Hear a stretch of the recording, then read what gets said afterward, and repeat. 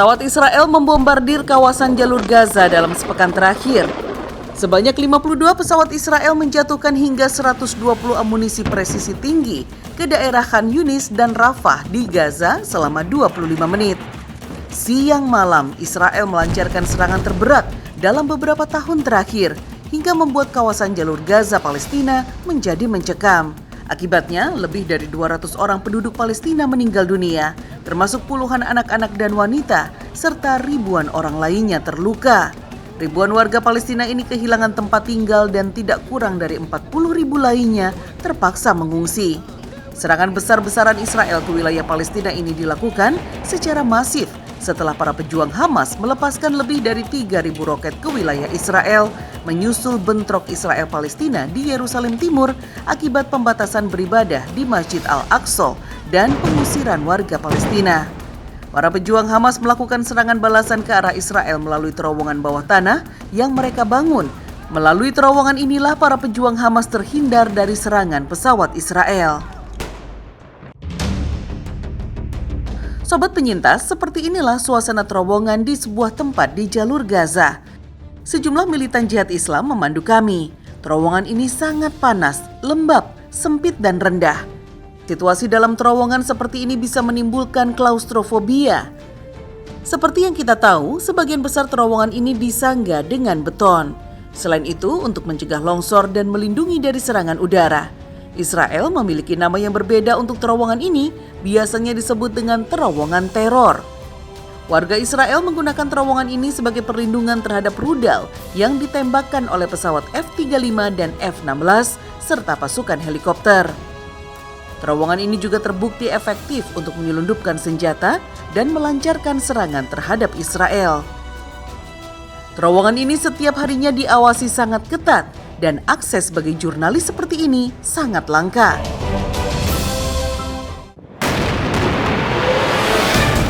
Sobat penyintas, beberapa hari yang lalu serangan udara Israel menghancurkan bangunan 12 lantai milik Hamas di kota Gaza. Sementara itu kelompok Hamas kembali mengirimkan ratusan roket ke Tel Aviv untuk membalas serangan. Menurut Yon Mahmudi, Kaprodi Kajian Timur Tengah dan Islam Universitas Indonesia mengatakan, ini adalah persoalan yang mendasar dan akan berulang-ulang terjadi konflik serta kekerasan terhadap rakyat Palestina.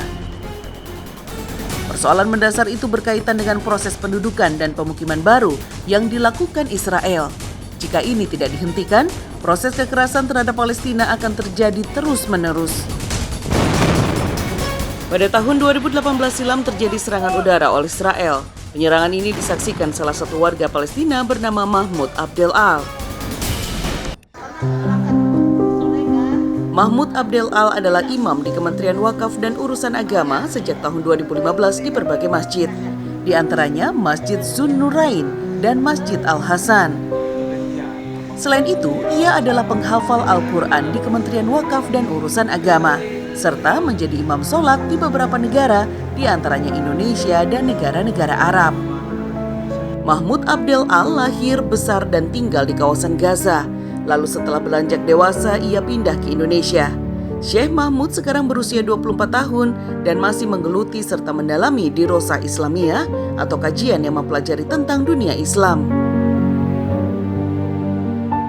أنا منذ ولادتي أسكن في غزة حتى عمر 19 عاما ومن ثم زرت إندونيسيا.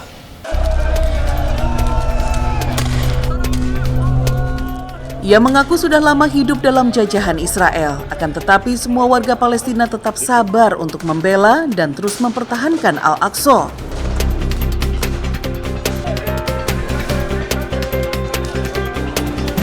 الحمد لله منذ زمن طويل ومنذ الاحتلال الإسرائيلي ونحن نعيش تحت الاحتلال الإسرائيلي ولكن الذي يجعلنا نصبر على الحياة هناك هي آيات الله سبحانه وتعالى التي تحثنا على الصبر وكذلك دعم إخواننا ووقوف إخواننا بجنبنا حيث النصر والتحرير إن شاء الله. Sampai di usianya sekarang ini, Syekh Mahmud Muhammad belum pernah kembali ke Al-Aqsa dikarenakan Gaza diisolasi total. Menurutnya, ada usaha untuk memisahkan antara ahli Gaza dan ahli Al-Quds, lalu begitu juga sebaliknya. الآن عمري 24 عاما، لكني لم أستطع الذهاب إلى المسجد الأقصى لأننا نعيش في مدينة غزة، وهذه المدينة مغلقة بحيث لا نستطيع الذهاب إلى المسجد الأقصى، وحتى إخوتنا هناك في المسجد الأقصى لا يمكنهم الدخول إلى غزة. وهذه سياسة الاحتلال الإسرائيلي بمحاولة التفريق بين أهل القدس وأهل غزة. Penjajah Israel menghalangi warga Palestina untuk sholat ke Al-Aqsa. Israel beralasan kawasan Masjidil Aqsa adalah tempat dahulu dibangunnya kuil Sulaiman, meskipun fakta sejarahnya tidak pernah berhasil membuktikannya. المشكلة هي وجود الاحتلال الإسرائيلي الذي يحاول سرقة أرض فلسطين بزعمه أنه يبحث عن هيكل سليمان، ولكن يريد سرقة فلسطين وتهويد معالم المسلمين في القدس.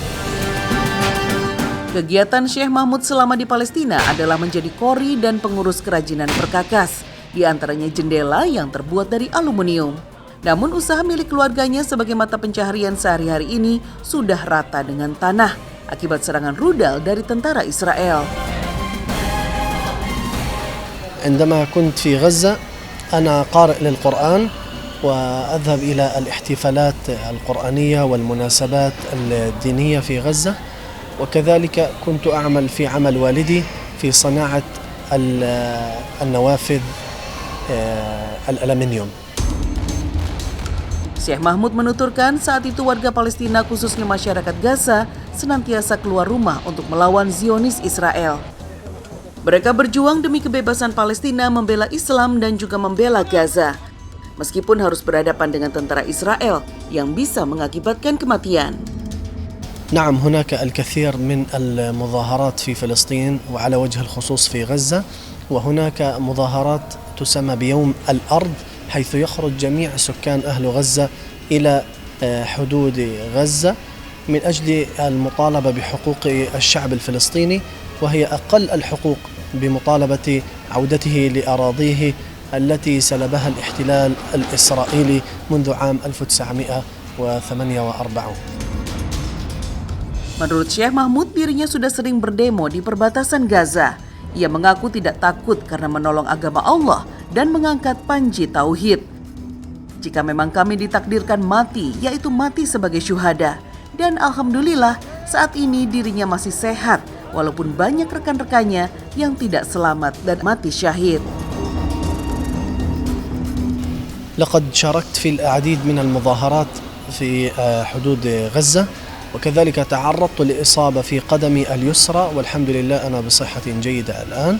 وهناك الكثير من الأصدقاء تعرضوا للإصابة، وكذلك منهم الشهداء خلال تواجدنا على حدود غزة. نحن لا نخاف لأننا ننصر ديننا، دين محمد صلى الله عليه وسلم، وكذلك نرفع راية لا إله إلا الله محمد رسول الله، وإن شاء الله نكون من الشهداء ولا نزكي على الله أحدا. Syekh Mahmud Mohammed tidak pernah putus memperjuangkan kebebasan Palestina dari Israel meskipun nyawa taruhannya. Menurutnya, jalan satu-satunya agar Palestina damai hanya dengan pilihan kaum Israel keluar dari bumi Palestina. من ناحية الهدنة مع الاحتلال الإسرائيلي لا يمكن، لأن الاحتلال الإسرائيلي واليهود منذ زمن النبي صلى الله عليه وسلم حتى زمننا هذا فهم كاذبون وناقضوا للعهود، لذلك لا عهد بيننا وبين إسرائيل إلا أن يخرجوا من أرضنا، فنحن لا نريد منهم إلا أن يخرجوا من أرضنا. فليس لدينا أي مشكلة مع اليهود، ولكن مشكلتنا مع الصهاينة الذين يحتلون أرض فلسطين، فنحن نحترم جميع الديانات السماوية.